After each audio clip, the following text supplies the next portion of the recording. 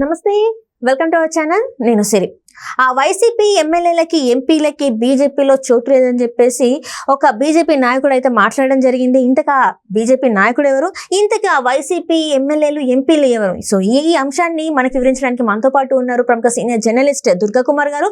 నమస్కారం సార్. నమస్కారం మసిరి, మన వీక్షకులు కూడా సార్, ఇప్పుడు చూస్తుంటే ఒక బీజేపీ ఎమ్మెల్యే కొన్ని వ్యాఖ్యలు అయితే చేశారు వైసీపీ పార్టీ ఎమ్మెల్యేల గురించి, ఎంపీల గురించి. వాళ్ళకి నో ఎంట్రీ అని చెప్పేసి అయితే తను అంటున్నాడు. ఇంతకీ ఆ బీజేపీ ఎమ్మెల్యే ఎవరు, వైసీపీ ఎమ్మెల్యేలు ఎంపీలు ఎవరు బీజేపీలోకి రావాలనుకుంటున్నారు? అసలు వాళ్ళ ఆ పార్టీయే చాలా డోల్ డ్రమ్స్ లో ఉందమ్మా, గందరగోళంలో ఉంది. ఓడిపోవటం కూడా మామూలుగా ఓడిపోలేదు, చిత్తుగా ఓడిపోయింది. జిల్లాలు ఈ స్టేట్ లో ఒక మూల నుంచి మొదలు పెడితే ఇంకొక మూల వరకు కూడా అసలు స్వీప్ పార్టీ తెలుగుదేశం కూటమి ఈ పార్టీ మీద తీవ్ర వ్యతిరేకత వచ్చేసింది. ఇలాంటి పరిస్థితుల్లో పార్టీని పునర్నిర్మాణం చేయటం కానీ, తర్వాత ఈ పార్టీ నిలదొక్కుంటుందని కానీ ఎమ్మెల్యేస్కి ఎవరికి కూడా నమ్మకం లేదు. వాళ్ళ రాజకీయ ఈక్వేషన్స్ అనేవి చాలా ఫాస్ట్గా చేంజ్ అయిపోతున్నాయి, జాతీయ స్థాయిలో కానీ రాష్ట్ర స్థాయిలో కానీ. మళ్ళీ 5 ఏళ్ల నాటికి రైతు ఎవరో రాజు ఎవరో చెప్పలేదు. కాబట్టి వైఎస్ఆర్సీపీలో 10 మంది, జగన్ గారిని వదిలిపెట్టండి, కేవలం 10 మంది మాత్రమే ఉన్నారు. అందులో కూడా వాళ్ళందరూ కూడా బాగా డబ్బున్న వాళ్ళు, వాళ్ళకి వ్యాపారాలు ఉన్నాయి, వ్యవహారాలు ఉన్నాయి, కంపెనీలు ఉన్నాయి. ఇట్లాంటి వాళ్ళు ఈ 5 సంవత్సరాలు ప్రభుత్వంలో లేకుండా, ప్రభుత్వం యొక్క మద్దతు లేకుండా వాళ్ళ మనుగడ సాగించలేరు. అధికారానికి అలవాటు పడిన వాళ్ళు ఎవరైనా కూడా కారులో తిరిగే మనిషిని నడిచెళ్ళరా అంటే వెళ్తాడు. ఏదో పాత కారు అయినా చూసుకుంటాడు, ఆ కారు పోతే ఇంకొక కారు చూసుకుంటాడు. అట్లాగే అధికార పార్టీకి చెందిన వైఎస్ఆర్సీపీ నాయకులు 5 ఏళ్ల పాటు ఉంటే మళ్ళీ జగన్మోహన్ రెడ్డి పార్టీని అధికారంలోకి తెస్తాడనే నమ్మకం ఎవరికి లేదు. ఆయనకి అంత ఓపిక కూడా లేదు, ఇప్పుడు అవసరం కూడా లేదు. ఆయనకి సంబంధించిన కేసులు అనేకం కేంద్రంలో గత 12 ఏళ్లుగా ఈ ముఖ్యమంత్రి పదవిని అడ్డు పెట్టుకుని ఆపగలిగాడు. ఇప్పుడు వాళ్ళు ఆపగలిగిన పరిస్థితి లేదు. ఆయనకి బీజేపీ అక్కడ అధికారంలోకి వచ్చినా కూడా ఈయన మద్దతు రాలేదు. ఈయన ఆయనకి ఏమి బిల్లుల్లో సహకారం తీసుకోవాల్సిన అవసరం వాళ్ళకి లేదు. గతంలో అంటే రాజ్యసభలో కొద్దిగా వాళ్ళకి బలం తక్కువ ఉంది కాబట్టి తీసుకున్నారు. ఇవాళ పరిస్థితి పూర్తిగా భిన్నంగా ఉంది. అసలు వైఎస్ఆర్సీపీని అసలు వాళ్ళ దగ్గరికి కూడా రానివ్వరు. ఇప్పుడు అందుకే ఆయన ఆదినారాయణ రెడ్డి గారు చెప్పాడు. ఇప్పుడు ఆయన ఆదినారాయణ రెడ్డి గారికి ఏంటంటే పక్కనే ఉన్న చిత్తూరు జిల్లాకు చెందిన ఈయన ఉన్నాడు కదా, పెద్దిరెడ్డి రామచంద్రారెడ్డి. ఆయన చాలా పెద్ద పెద్ద కాంట్రాక్టులు, పెద్ద కంపెనీలు, ఇలాంటి వాళ్ళ తర్వాత విజయసాయి రెడ్డి గురించి కాకుండా మన అవినాష్ రెడ్డి ఏమో మర్డర్ కేసులోనే ఉన్నాడు. తర్వాత జగన్మోహన్ రెడ్డి గారికి స్వయాన కజిన్ బ్రదరు. కాబట్టి ఈయనే కాదు, అసలు ఇప్పుడు వీళ్ళందరిది వదిలేసేయండి, మొత్తంగా పార్టీ చేరిపోవడానికి సిద్ధమే. అయితే వాళ్ళకి కొంతమందిని చేర్చుకోవటం ఇష్టం లేదు. ఇప్పుడు సపోజ్ రాజ్యసభలో ఉన్న 10 మంది వైఎస్ఆర్సీపీ సభ్యులు మూకుమ్మడిగా వెళ్ళి మేము బీజేపీలో చేరతాము అని అంటే బీజేపీ ఏం వద్దందో, ఎందుకంటే వాళ్ళ బలం పెరుగుతుంది. వాళ్ళు స్వయంగా వచ్చి జారుతున్నారు, వాళ్ళకేం డబ్బులు ఇవ్వక్కర్లేదు, దశకం ఇవ్వక్కర్లేదు. గతంలో ఒక రాజ్యసభ మెంబర్ని కొనాలంటే ఎంతో కష్టం. ఇవాళ వాళ్ళంతటా వాళ్ళగా ఫ్రీగా వచ్చేస్తున్నారు, ఎందుకంటే వాళ్ళ ఉనికి కోసం వాళ్ళ స్వలాభం కూడా అనుకోవచ్చు. అట్లాగే ఇక్కడికి వచ్చేటప్పటికి ఈ 10 మంది కూడా ఇక్కడ ఉండి చేయగలిగే పరిస్థితి ఏం లేదు. వాళ్ళకి ప్రతిపక్ష హోదా కూడా రాలేదు. అందులో కొంతమంది ఏమన్నా ఈ నేపు ఉన్నా కూడా అసలు ఈ పార్టీ ముందుకు వెళ్ళదు కాబట్టి ఏదో ఒక పార్టీలో చేరతాము, లేదంటే మేము ఇండిపెండెంట్ ఇంకొక గ్రూప్ గా ఉంటామని చెప్పుకుంటారు. ఎందుకంటే ఆయనతో వేగలేరు. జగన్మోహన్ రెడ్డి గారు వీళ్ళకి ప్రాధాన్యత ఇవ్వడం, ప్రాధాన్యత ఇస్తే అసలు పార్టీకి ఈ పరిస్థితి ఎందుకు వస్తాయి? వీళ్ళతో మాట్లాడటానికి ఇష్టపడ్డు, ఆయనతో అయ్యే పని కూడా లేదు. ఇప్పుడు అధికారం ఉన్నప్పుడే వాళ్ళకి నియోజకవర్గాలకు సంబంధించిన పనులు చేయబోబట్టే కదా ఇవాళ వాళ్ళందరూ కూడా ప్రజా వ్యతిరేకత. ఈ రోజు మాత్రం జగన్మోహన్ రెడ్డి గారు వెయిట్ చేస్తున్నారని చెప్పేసి ఎవరైతే ఎంతమంది గెలిచారో వాళ్ళు వచ్చి మాట్లాడతారేమో అని చెప్పి వెయిట్ చేసి, గతంలో మరి అంతమంది గెలిచినప్పుడు ఒక్కరికి ఒక 10 నిమిషాలు టైం ఇవ్వని వ్యక్తి ఈ రోజేమో అపాయింట్మెంట్ ఇస్తాను వచ్చి మాట్లాడండి అని చెప్పేసి అన్నా కూడా ఈ రోజు వాళ్ళే రావట్లేదంట. సో ఆ స్థాయి నుంచి ఈ స్థాయికి పడిపోయిన జగన్మోహన్ రెడ్డి అని మనం అనుకోవచ్చా మరి? అవును, ఎందుకు రావట్లేదండి? వాళ్ళు ప్రత్యామ్నాయం వెతుక్కునే పని మీద ఉన్నారు కాబట్టి ఇక్కడికి వచ్చిన దగ్గర నుంచి మొహమాటం ఏదో చెప్తాడు, ఇవన్నీ వేస్ట్. మనం ఎక్కడ షెల్టర్ తీసుకోవాలి, ఏ పార్టీలో చేరితే మనం ఒప్పుకుంటారు. ఇవాళ వాళ్ళని ఎవడబడితే వాళ్ళు చేర్చుకునే పరిస్థితి కూడా లేదు. ఎందుకంటే వాళ్ళు షర్మిల లాంటి నేషనల్ పార్టీలో ఏదైనా వెళ్తే తీసుకుంటుందేమో కానీ మిగిలిన పార్టీలు వాళ్ళకు ఉండాల్సిన బలాలు పూర్తిగా ఉన్నాయి, మించి బలం ఉంది. ఇప్పుడు వాళ్ళు ఎక్కడ షెల్టర్ తీసుకుందామనే ఆలోచనలో ఉన్నారమ్మా. అందువల్ల ఇవాళ జగన్మోహన్ రెడ్డి గారు పిలిస్తే వెళ్తే ఏదో ఒక మొహమాటం చెప్తాడు ఆయన మాటలు. కాబట్టి సజ్జల రామకృష్ణారెడ్డి గారు లాంటి వాళ్ళు పెట్టుకుని ఒక స్ప్లింటర్ గ్రూప్ లాగా బయటకు వద్దామని ఆలోచిస్తున్నారు. ఇప్పుడు మీరు అడిగారు ఇది ఆయన పరిస్థితి అసలు ఎక్కడున్నాడు ఏంటని, అది వాళ్ళకు కూడా తెలియట్లేదు. ఎవరన్నా శత్రువర్గం వాళ్ళు కిడ్నాప్ చేశారా ఏంటని, లేకపోతే ఈయనే కావాలని ఒక సేఫ్ జోన్ లో దాక్కున్నాడా. ఇప్పుడు రాజు కోపం వచ్చితే ఎలా ఉంటుందో మనం చెప్పలేము. జగన్మోహన్ రెడ్డి కొట్టారని కూడా వార్తలు వచ్చాయి సార్. నేను కూడా విన్నాను. బెల్ట్ తో కొట్టాడని కొందరు అన్నారు, పైప్ తో కొట్టాడని కొందరు అన్నారు.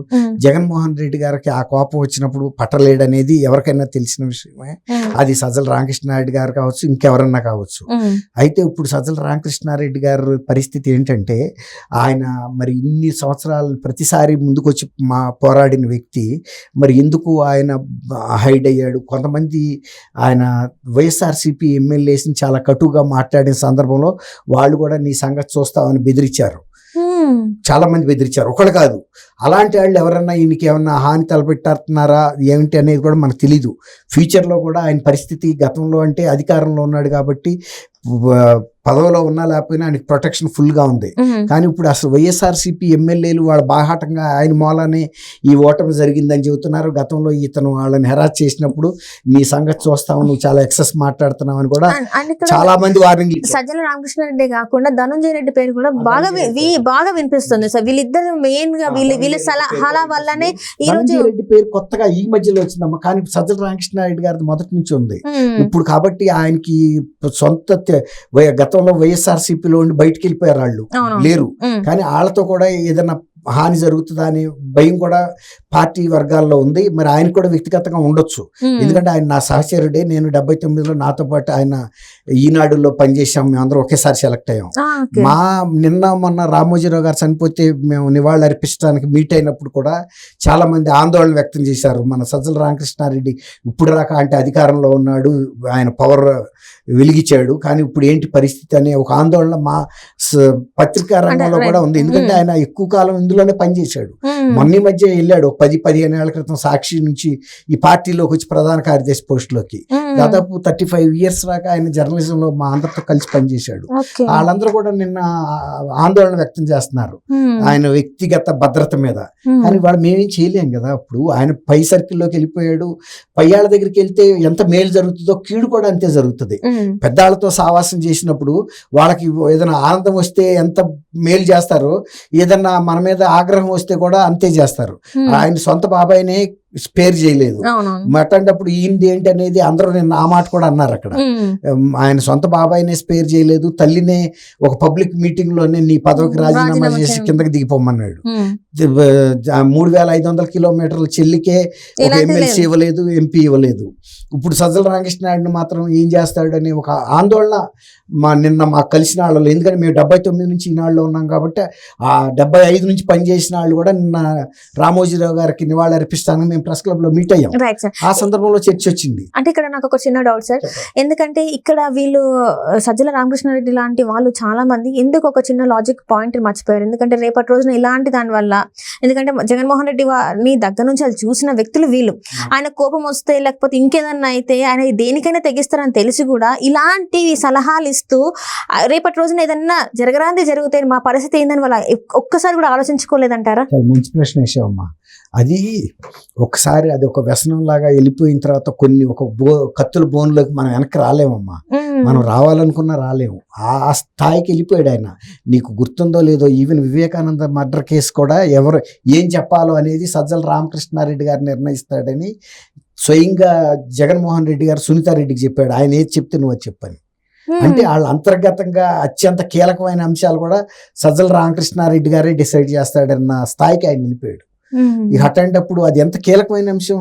వివేకానంద రెడ్డి గారి మర్డర్ గురించి పోలీసులకి ఏం చెప్పాలనేది సునీతారెడ్డి గారికి చోటరింగ్ చేస్తాడు, లేకపోతే ఆర్డర్ వేస్తాడు. అది తప్ప ఇవి మాట్లాడకూడదు. అంటే ఆయన స్థానం ఏంటో మీరు ఆలోచించండి. ప్రభుత్వంలో ఏ స్థానంలో ఉన్నాడు, పార్టీలో ఏ స్థానంలో ఉన్నాడు, కుటుంబ వ్యవహారాల్లో కూడా ఏ స్థాయిలో ఉన్నాడు, వ్యక్తిగత వ్యవహారాల్లో ఆయన ఎంత దూరిపోయాడో ఆలోచించండి. ఎన్ని వేల కోట్ల రూపాయలకు సంబంధించిన ట్రాన్సాక్షన్ కూడా జరిగినాయి. అలాంటప్పుడు రేపు ఏదైనా దాంట్లో అప్రూవర్గా మారతాడు అనుకున్నప్పుడు వాళ్ళు ఏదైనా కూడా తలపెట్టగలరు. మీరు అన్నట్టు అంత పెద్ద అధికారంలో ఉండే వాళ్ళకి చిన్నాళ్ళ ప్రాణాలు పెద్ద విషయాలు అయితే కాదు. అయితే నిన్న మా సన్నిహితులు ఎవరైతే సహోద్యోగులు ఉన్నారో వాళ్ళు కూడా నిన్న ఎందుకు ఇతనికి ఏమైనా జరిగిందా అనే ఆందోళన వ్యక్తం అవుతుందంటే రాష్ట్రంలో చాలా మందికి అనుమానాలు ఉన్నాయి. మరి అసలు మరి నిజంగానే హాని జరిగిందంటారా లేకపోతే నేను కూడా ఏం చెప్పలేను. నేనేమి రోజు ఆయనతో ఎప్పుడు మాట్లాడలేదు, నాకు అవగాహన లేదు. ఎందుకంటే ఏ ప్రభుత్వంలో ఉన్నా నేను వెళ్ళి ఏం పనులు చేయించుకుంటానికి నాకు డిస్టిలరీస్ లేవు, పరిశ్రమలు లేవు, పైరువికారుని కాదు. నాకేం ట్రాన్స్ఫర్లు చేయించాల్సిన అవసరం లేదు. ఏదో ఇంత తిని ఇంత పడుకునేవాడినే తప్ప. Right sir. సో చూడాలి మరి సజ్జల గారి గురించి కానీ మరి ఈ ఎమ్మెల్యేలు ఎంపీలు మరి ఏ పార్టీ వైపు మొగ్గు చూపుతారు. అంటే మొగ్గు చూపినా కూడా ఆ పార్టీ వాళ్ళు వీళ్ళని ఆహ్వానించే పరిస్థితులు అయితే లేవు. మరి ముందు మరి ఎలాంటివి అపకీర్తి వచ్చింది. ఈ అపకీర్తి గాళ్ళని తీసుకుంటే ప్రజల్లో వ్యతిరేకత వస్తాయి. మేము రిజెక్ట్ చేసిన వాళ్ళు నువ్వెందుకు తీసుకుంటున్నావు అని. అవునా కదా, మీరు మంచి వాళ్ళని కదా మిమ్మల్ని ఎన్నుకుంది. మీరు మంచి పనులు చేయకుండా వాళ్ళందరినీ మీ దగ్గర తీసుకొస్తే మీరు చెడిపోతారు 4 రోజులు. Right sir. Right. Thank you so much sir. Thank you అమ్మా సిరి. మన వీక్షకులు కూడా నమస్కారం.